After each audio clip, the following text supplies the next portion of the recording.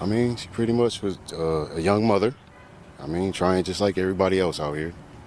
You know, I mean, can't really say nothing bad about her. I mean, like, as kids, we were all kids, and, you know, we all did things we knew we weren't supposed to do, but can't say that she was bad or anything. You know, I mean, for the most part, she was with her daughter a lot. I've seen that. 4 teens killed in a deadly upstate New York car crash involving a stolen Kia that police say may be linked to a popular TikTok challenge. Among the victims, 14-year-old Ajane Harper and 19-year-old Marcus Webster. This is a terrible, terrible outcome for, you know, such young kids that have their entire lives in front of them.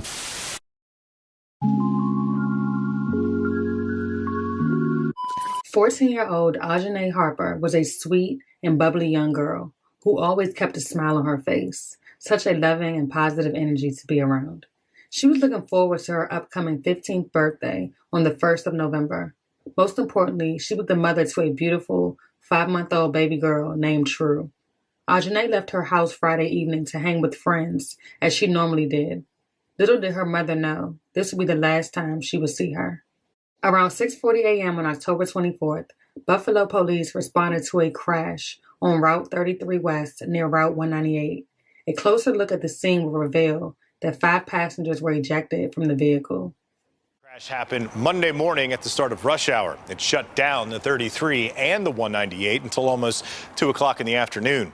Police say he was driving at the time of the crash, and the car was reported stolen on Sunday night. It was soon revealed that the crash claimed the lives of 4 teens: 19-year-old Marcus Webster, 17-year-old Swazine Swindle, 16-year-old Kevin Payne, and 14-year-old Ajane Harper, who passed away a week before her 15th birthday. A 14-year-old girl who is still in the hospital survived the crash, along with the 16-year-old driver. Buffalo Police Commissioner Joseph Gramaglia says the inspiration behind stealing the car appeared to have come from a new TikTok challenge, which encourages youngsters to break into Hyundai and Kia cars with their phone chargers. The car, which was being driven by a 16-year-old who has not yet been identified, was reported stolen the night before the crash. The teen will be allowed to remain free as his case makes its way through the court system. He has been charged with criminal possession of stolen property in the 4th degree, a misdemeanor, and unauthorized use of a motor vehicle, a felony. Neither qualify for bail. More serious charges are likely to be filed. Chief of the DA's Vehicular Crimes Unit, as well as a judge, agreed that the teen is a flight risk and should be placed on some restrictions while he is out of custody. They ruled that an ankle monitor was appropriate and that the teen must abide by a curfew and has to be home from 8 p.m. to 7:30 a.m., attend school every day, and keep up with his classwork and homework, and cooperate with probation officials. Friedman also granted an order of protection against the teen for the girl who survived the crash and remains hospitalized at Erie County Medical Center, prohibiting him from making any kind of contact with her. After court, the teen was released to the custody of his grandmother. Police say the driver behind the wheel was not the vehicle's owner. The car was reported stolen. The stolen car, a Kia Sportage. Buffalo Police Commissioner Joseph Gramaglia saying this points to a much larger problem we're seeing in Western New York and nationwide. We have began to see a sharp increase in the number of Kias locally that have been stolen. Gramaglia tells me since the beginning of 2020, car thefts have skyrocketed in Buffalo and Erie County. Car thefts are up 90% compared to this time last year, with a higher percentage of Kias being stolen. He says police believe this stolen Kia involved in the crash may have been motivated by a social media challenge. I know Kias are widely publicized. The Kia Challenge, as it's called, they are very easy, unfortunately, to steal. You can look up the information that's been put out there. He's talking about the viral sensation dubbed the Kia Challenge, an internet trend that shows how to steal Kias and Hyundais built in the last decade with something as simple as a cell phone charger or even USB cable. Pull it down and then break it down. And getting away in seconds. Earlier this year, a group known as the Kia Boys wreaking absolute havoc in Milwaukee, Wisconsin. Stealing cars, then going on reckless joyrides. Motor vehicle thefts in Milwaukee have surged in the last 2 years, more than double 2020, with nearly 7,000 car thefts so far this year. In a 2-week window in July, nearly half of the 56 cars stolen in St. Petersburg, Florida, were Kia or Hyundai models, according to police. They tell us they learned it on the internet or they learned it from another friend. It just continues to spread like wildfire. This summer, video showed a Kia Forte that was reported stolen, driving erratically and dangerously as a police helicopter followed throughout the city. The car eventually struck the center concrete median twice before becoming disabled. All 4 occupants ran off, but were later arrested by authorities. All teenagers. In a heartbreaking tribute, Ajane's cousin wrote, "My little cousin, Ajane was our baby. She was full of life and had so much more life in her to live. If you had a chance to know Ajane, then you're a blessed individual." As they continue to process the reality of her untimely death, Ajane's family and friends are emotionally lost.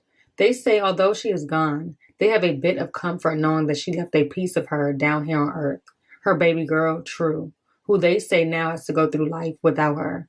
They encourage kids to think twice before being influenced by social media trends and challenges, because you never know when they can turn into tragedy. Family and friends gathered for a vigil Sunday afternoon in a neighborhood overlooking the 33 near the site of the crash. They wanted to honor Ajane's life and reflect on the memories they had of her. I get a phone call, my daughter's dead. So how would you feel?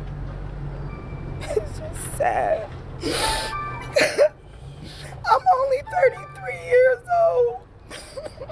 Amanda Maxwell says she's lost a daughter and her granddaughter lost her mother after 14-year-old Ajane Harper was killed along with 3 other teenagers in Monday morning's crash where the 33 West meets the 198. Harper leaves behind a 5-month-old daughter of her own. I'm 33 years old and I'm a grandmother, and my daughter is 14 with a daughter. Maxwell says she wants justice. And justice needs to be taken in the hands for all these kids, not just my daughter. It's other parents that lost their kids that night, not just me. Hopefully these kids can see, the hurt that they bringing upon their parents, their family, to see what's going on about them having fun. It's not fun. It's not fun when somebody get killed, somebody get hurt. Maxwell was joined by her brother Michael and her sister Gloria in asking that other teenagers learn from this. I just hope that this is an eye-opener to the younger generations to honor and listen to their father and mother. And I just hope that people would please stop using reckless behavior and violence as a content to entertain people on social media platforms, because this is what it's doing. And while they want to see the driver punished for causing the crash that took Ajane's life, they also recognize that this tragedy will undoubtedly change his life forever. Even though my kid and those other parents lost their children and they lost their lives, he has to live with that. They're gone, but you gotta live with that for the rest of your life. For the rest of your life. Ajane's mother has set up a GoFundMe to assist with her unexpected funeral expenses. There are still many unanswered questions as the Buffalo Police Department's Accident Investigation Unit and the DA's office continue to gather evidence which could lead to more charges.